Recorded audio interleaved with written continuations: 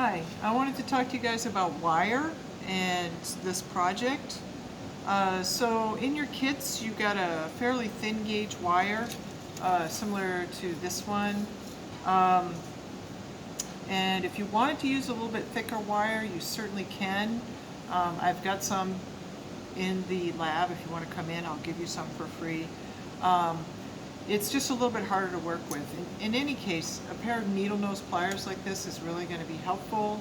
And you might want to have like a little set of locking pliers. This is a tiny set that I got at the hardware store for, I don't know, $1. But they can be really handy because they will actually lock.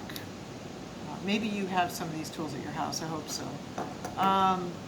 And anyway, I wanted to start out by showing you a couple of things about how you could take some of the thinner wire, like what you have, and here's an idea. Here's a block, and you could take the wire and to like make a cube shape. What you can do, this is called a jig, and if you wrap the wire around it tightly several times, you'll get several copies of the square shape, and then potentially you could manipulate those squares to form a cube or whatever you wanted.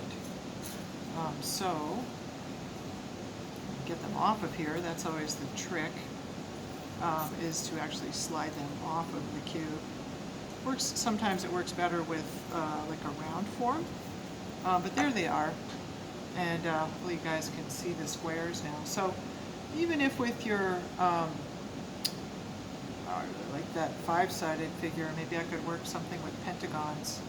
Anyways, I could now, if I thought about it, turn that into some kind of a cube by manipulating these squares around. I think you guys get the idea. And you could also do something similar if you wanted to make like a sphere shape. So sometimes, you might want to start by just thinking about how to use wire to make simple shapes like a cube and a sphere. How can you draw in space? So remember, this project can't be flat.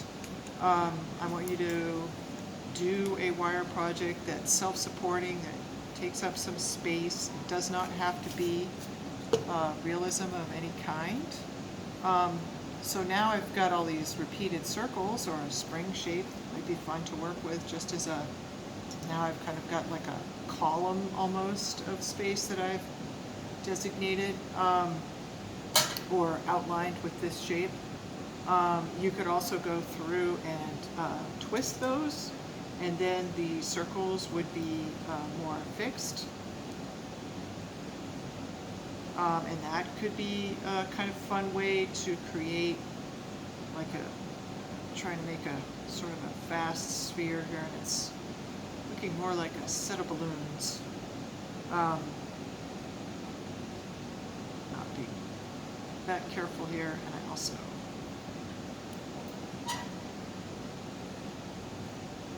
need to work on my wire skills a little bit. But anyways, you guys get the idea. I think you can see it here.